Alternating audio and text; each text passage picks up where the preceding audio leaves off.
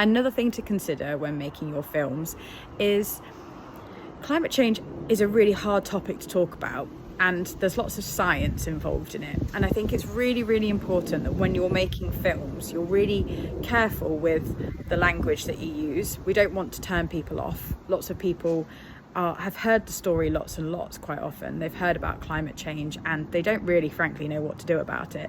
So it's really important that when you tell these stories, always give solutions. Always make sure your story has a positive spin to it. You've got to be truthful in that story, and sometimes the story doesn't always have a positive ending, but I think it's always really good to be able to point people to solutions, to things that they can do. It's called a call to action, so at the end of the film people know what they can do next, and that's a really great way to make sure that your films land effectively and you make change and impact.